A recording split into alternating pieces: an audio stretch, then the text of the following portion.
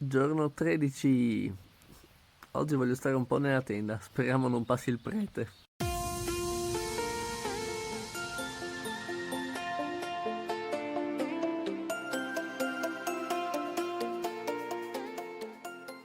Pronti? Finalmente direi anche, sono le 10 adesso. Sono stato 40 minuti a sbaraccare la tenda e sto cercando di tenere sempre dei vestiti asciutti per la notte. Adesso scendiamo dal passo e andiamo in direzione Vajont. Comunque non si vede, ma c'è una pioggerellina sottile sottile. Buongiorno a questo giorno che si sveglia oggi con me. Erto.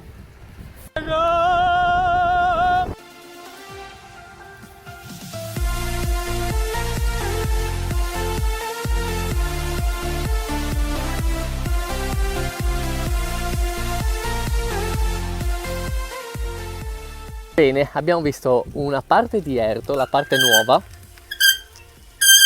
una parte della parte. Poi ho fatto una pausetta, fatto colazione, cappuccino, brioche. Adesso ci spostiamo verso il centro storico, quindi quella parte che era stata abbandonata durante il disastro del Vajont.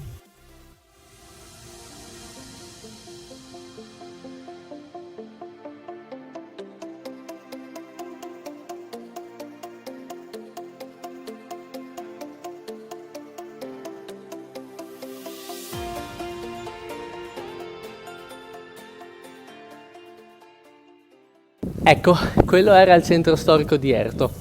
Adesso invece ci muoviamo verso Casso, che non dovrebbe essere distante.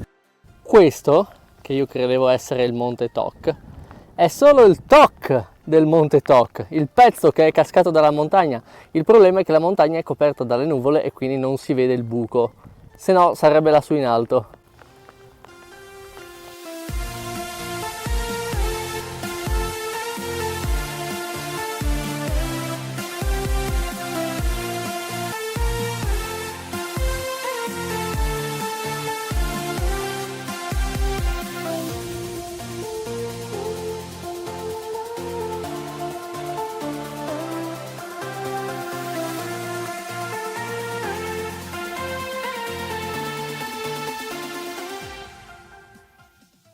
Ecco, Casso mi è piaciuto moltissimo di più di Erto.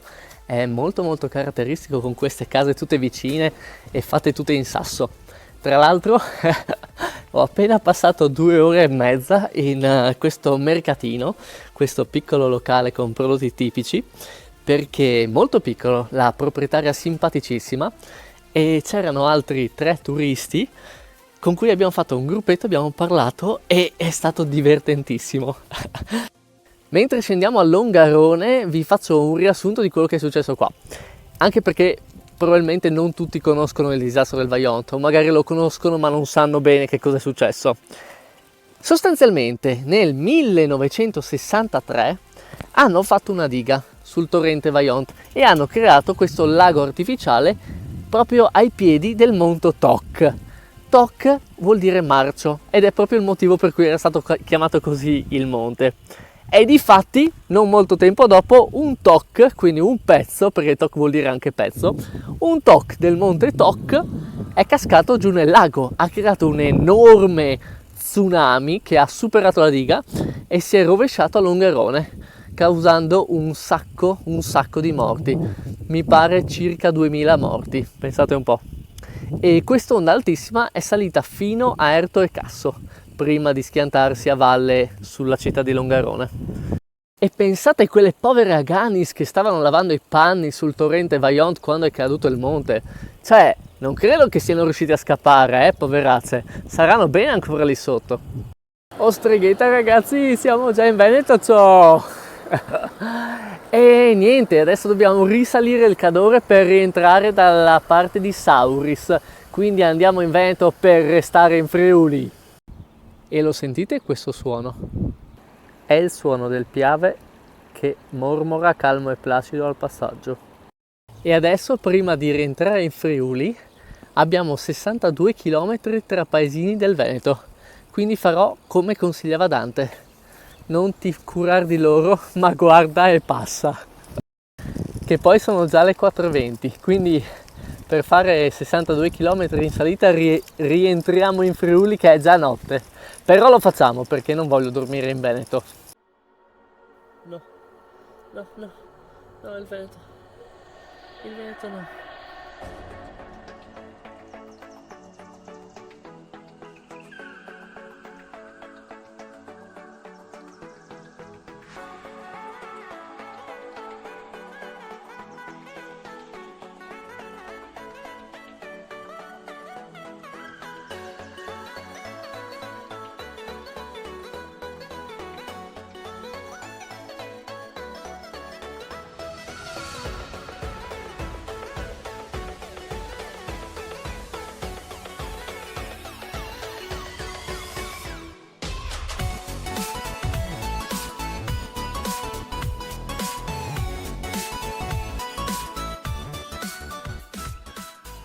Sono le 8 di sera e mancano ancora 27 km, non credo di riuscire a farcela. Ci proviamo, dai, ci proviamo lo stesso. Mi preoccupa solo l'ultima parte che sarà una salita assurda. Non so se ce la faccio. Quanto si sta per Sauris da qua? Dura, sì?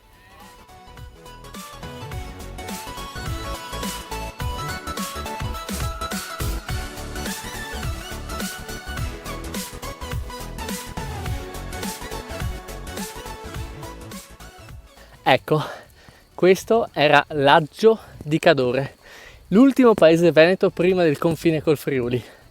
Per raggiungere Sauris dovremmo fare altri 25 km, ma prima di Sauris c'è da vedere il lago di Mediana, che è a 20 km di distanza. Ma prima ancora, appena sconfiniamo in Friuli, al primo riparo che trovo mettiamo la tenda e si dorme.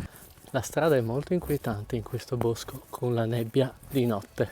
Certo che è tutta salita, 20 km così mi prenderanno 4 ore. La mannaggia ragazzi, ho visto 2 occhi illuminati nel buio e sicuramente era un gatto, ma mi sono venuti di quei brividi alla schiena che non vi immaginate. Ah sì sì, ah bom bom. Guardate, qui su era Laggio di Cadore e la bandierina verde è il lago di Mediana. Manca ancora un sacco, quindi mi sa che superiamo il confine e ci fermiamo. La costellazione del leone splende sopra di me. Con questo bel tempo devo approfittare. Andiamo ancora un po' avanti, almeno fino alla cima di Sella Ciampigotto. Eccola qua. Siamo a 1790 metri di altitudine e mi sa che siamo ancora in Veneto, porca miseria.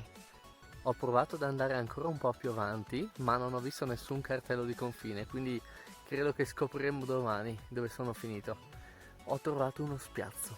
Adesso vi mostro, anzi non vi mostro, ma sarà il montaggio di tenda più veloce del Far West. Guardate quanta strada abbiamo fatto oggi. Siamo partiti da qua.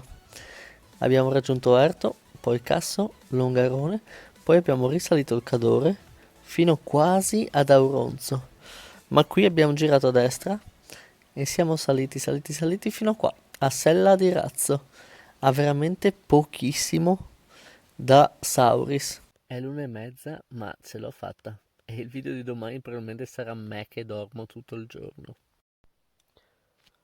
Mai più il Veneto, mai più.